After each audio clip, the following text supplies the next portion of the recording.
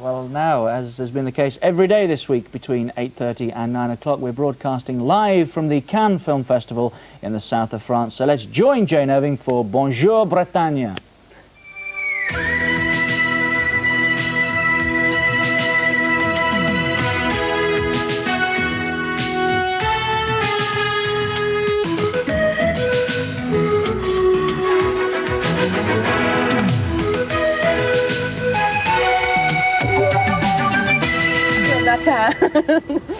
Very rare. Hello, bonjour, and welcome to Bonjour Britain. Well, I suppose it had to happen. We're here in the sunny south of France, but let me tell you, it's not too sunny this morning. It is, to quote the French, pleuring it down this morning. So we've got old brollies up. Can I just tell you some news from Cannes, some hot news? Richard Gere was the big star in town last night for the premiere of his latest film, Miles from Home, and there were, as usual, scenes of madness at the gala festival opening of it. And in fact, I went to meet him later, a nice little restaurant outside town, and did a nice interview with him, and you'll be able to see that tomorrow morning. Some more news: Clint Eastwood's just flown in, and apparently he's going to make a film called Bird on the life of Charlie Parker. Apparently he's absolutely passionate about jazz, and he's going to be directing it, and it's a real labour of love, apparently.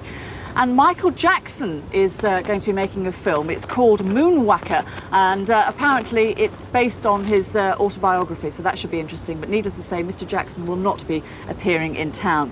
Anyway, our star guests this morning are Susan George and Simon MacCorkindale, who are here not as actors, but they've produced their first major feature film.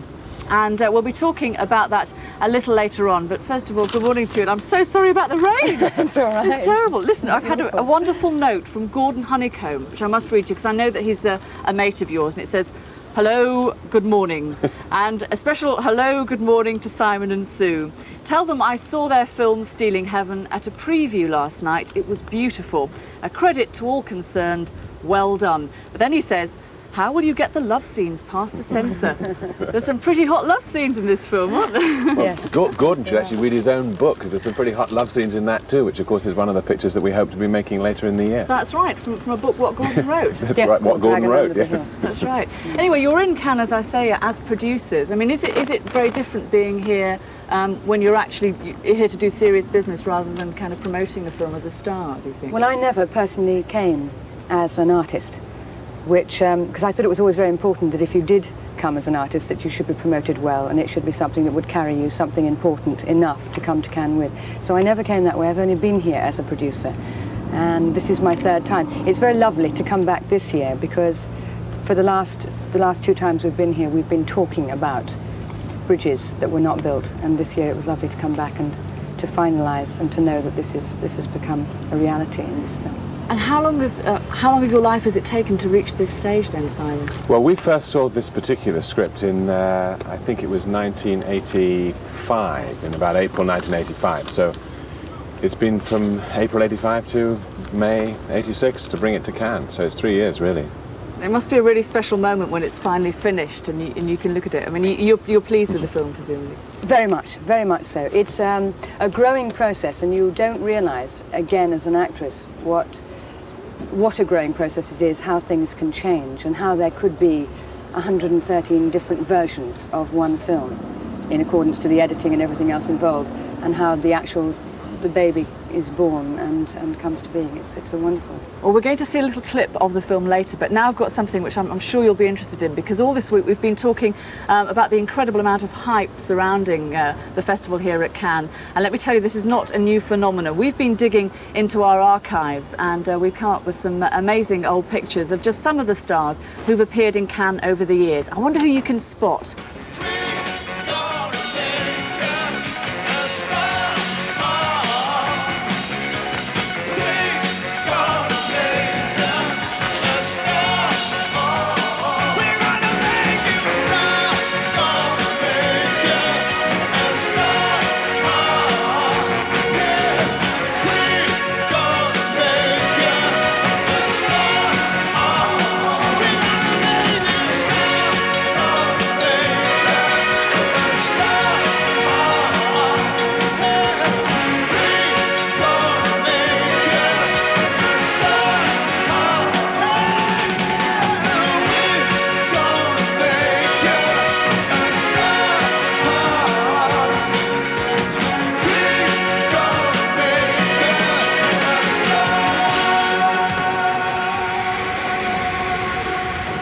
right then, how many did you two get?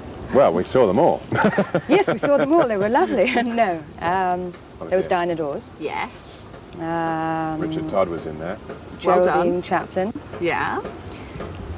That's not very good, is it? It's not bad actually. We found it incredibly It's difficult. quite difficult because I'll go through the whole so list different. for you at home if you were wondering. There's Gina Lollobrigida, Uh-huh. Dinah Dawes, of course, Sophia Loren, who looked amazing. She looked like Princess Margaret with her hair all up. That was good. Raquel Welch, Yeah, we saw Peter Raquel. Ustinov, Richard Todd, Geraldine Chaplin, Ginger Rogers, Yves Montand and Jean Moreau.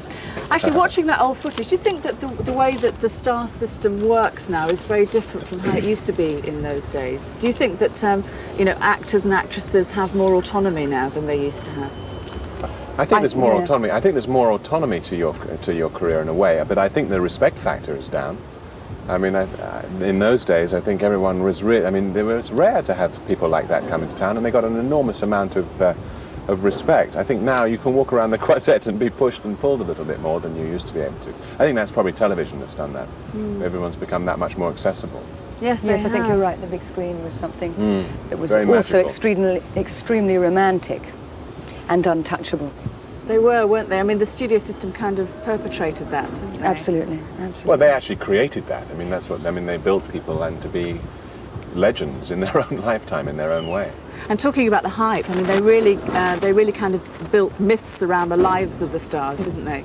Yes, they did. I think it was a very clever PR situation, which was orchestrated through the studio, and so people were kept under wraps. And it's a very tricky thing to deal with, PR, the right PR, and how you deal with it. And it can have a lot to do with the making or breaking of somebody, I think. Yes. Certainly in terms of promotion and the release of the picture, just how you go about it. I think that's very important. We're certainly very aware of it with our two relative unknowns, Abelard and Eloise. Oh, really? Do you feel Yes. quite protective towards them, Susan, having been through it yourself? Very much so, very much so. In fact, we talked about Kim coming here, Kim Thompson, who is an absolutely beautiful girl and who plays Eloise in the film. And for all intents and purposes, we wanted her to be here desperately, and still do. And if you're watching Kim, I send her my love, because she's great, absolutely super, and she's wonderful in the film. But didn't think it was right for her to come here to Cannes. It was better for Derek to come, and Derek did come, in fact, and he's done some wonderful work in PR whilst he's been here, some interviews and things. We'll be able to see a clip from the film. We'll chat some more about that in a moment, but right now we'll take a short break.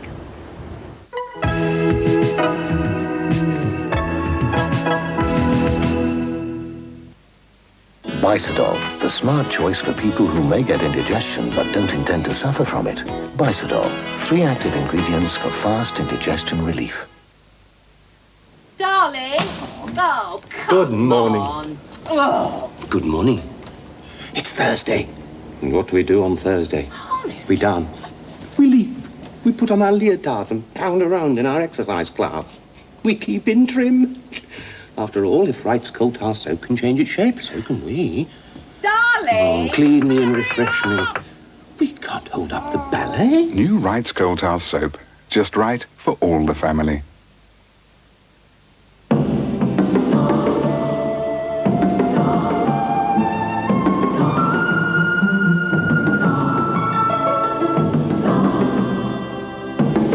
Natrel Plus. A new antiperspirant with plant extracts.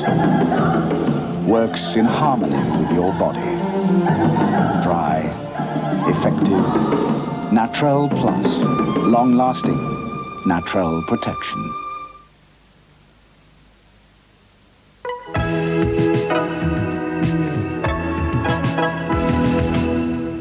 Hello, bonjour, and welcome to Bonjour Britain. Our star guests this morning are Susan George and Simon MacCorkindale, and as I say, they're here not as actors but as producers of their first major feature film. And let's have a look now at Simon and Susan's film. It's based on the story of Abelard and Eloise, and it's called Stealing Heaven. Why did you leave? I have a headache.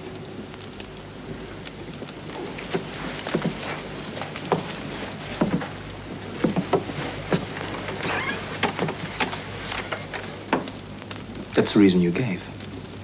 I asked the reason. I couldn't bear being talked of as a thing.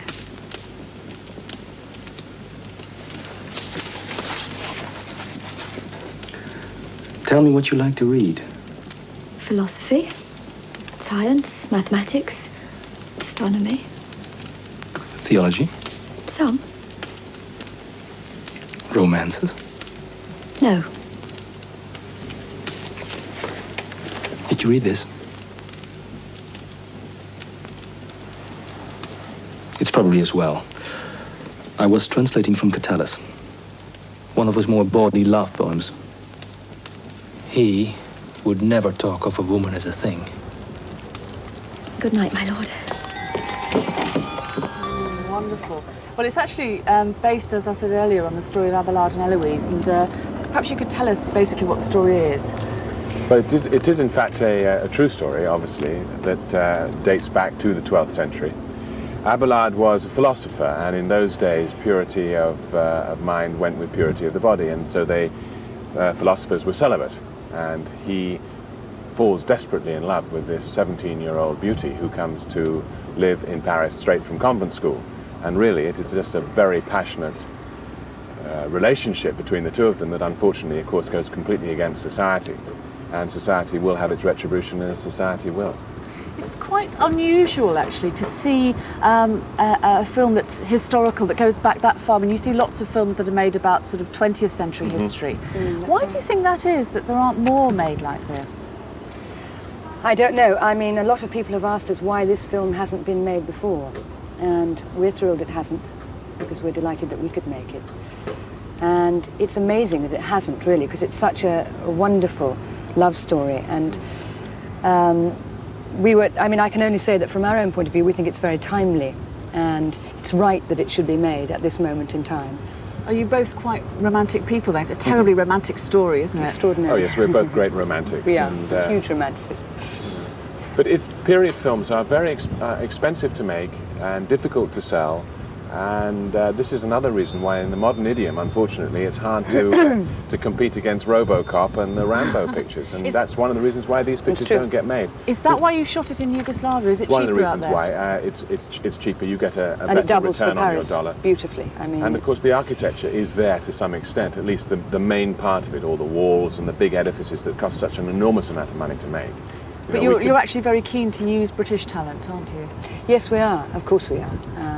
And of course your two stars are sort of almost, I mean, they're not unknown completely, but not big stars. I mean, was that a conscious decision? Very much so. They're both relative unknowns. Derek is more known than Kim. Well, Kim did a television series in England.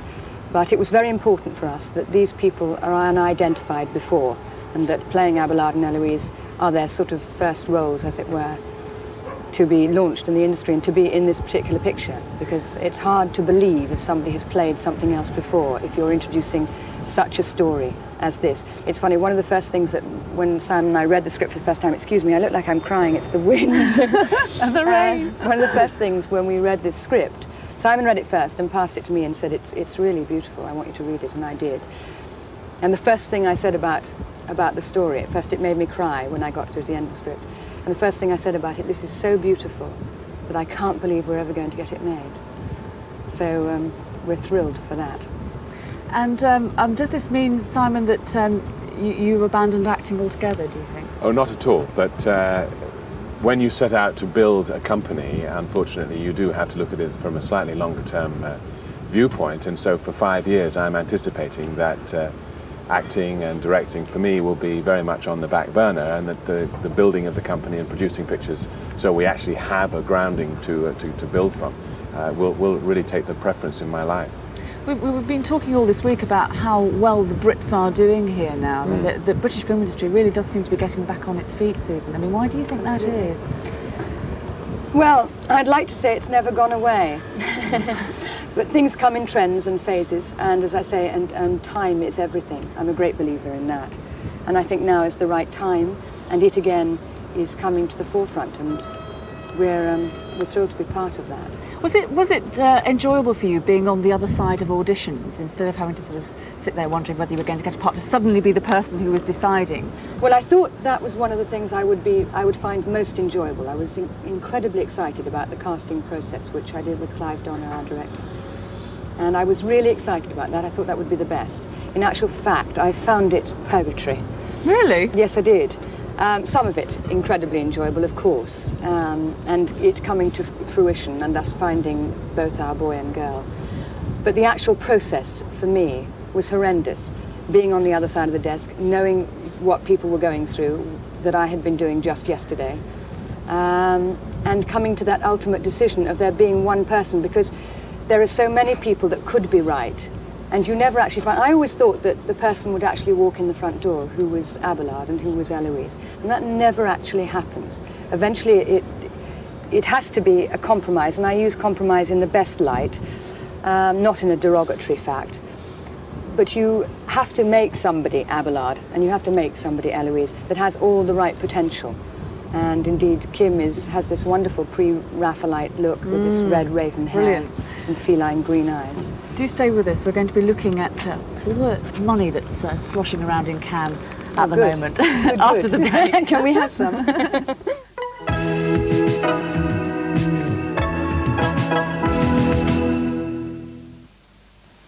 And bullet to my home, where till thy speech serves for authority.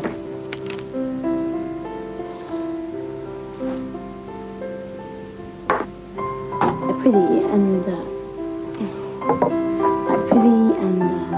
down to sleep. Consume me what I am and be my end. You got everything you want? Yeah, I think so. Jacobs, they take some topping.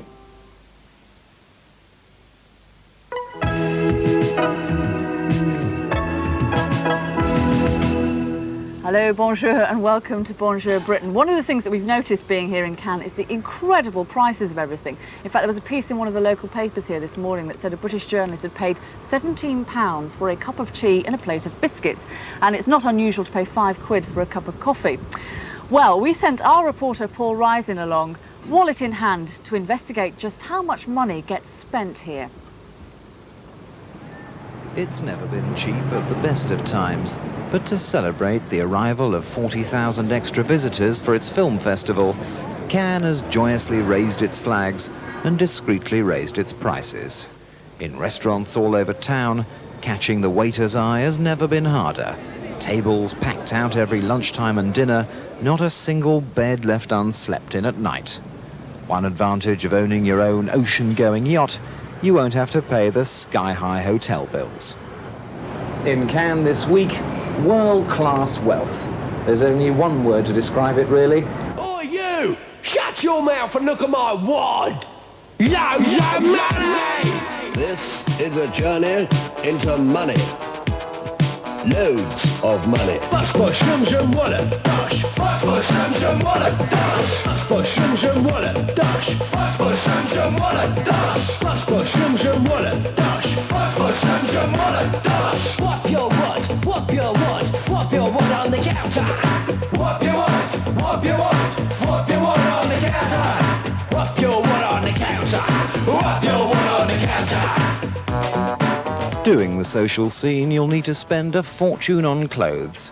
As well as first night screenings, you'll need outfits for power breakfasts, media lunches, gala dinners, and then what on earth do you wear to the inevitable liver transplant operation? No doubt you'd find something in Cannes' most expensive shopping street, where they defy the prices to live the words of the great French philosopher: I shop, therefore I am.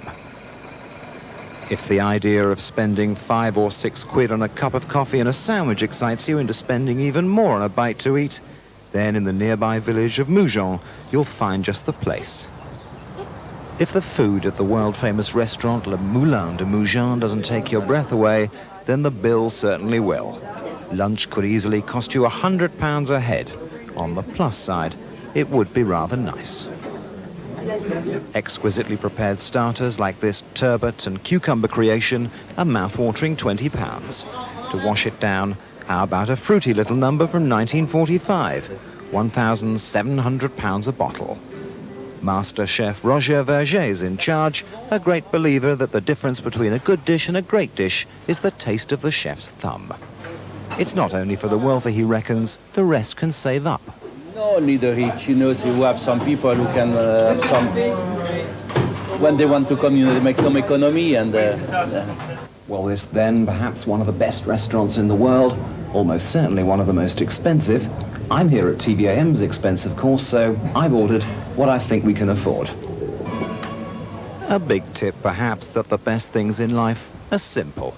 Or in the case of the Riviera Sunshine, absolutely free. Isn't it amazing? It's amazing but true, though. Have you had to do an awful lot of kind of glitzy socialising for the purposes of work while you've been here? Yes, of course we have. We've done a lot of eating, I certainly can say.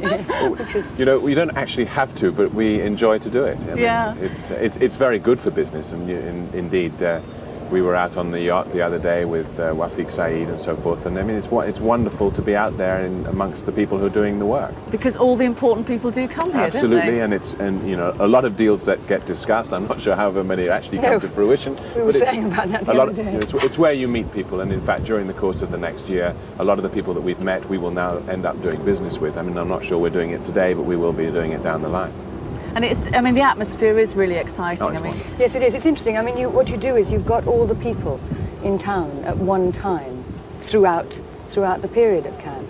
So you must at some time bump into somebody that can, especially in our position at the moment where we're raising money for new pictures and amongst other things, and so it's very important. Well, thank you very much indeed for coming in, and very, very good luck with Stealing Heaven, the film. Thank you. Jayne, thank you very much. Jayne. Right, well, that's about it from Cannes, so I'll hand you back to London. Jayne, thank you. Just before Simon and Susan leave us, Jayne, I was surprised to hear that Gordon Honeycomb had penned a rather steamy novel, Dragon Under the Hill. It's next on the agenda for Simon and Susan. On behalf of Gordon, I trust that Susan and Simon will be sticking very closely to the script, will they? Oh, I should think so, yes. All the steamy bits will be left in. Many thanks. Lovely to see Susan and Simon too today. Who's on the programme tomorrow?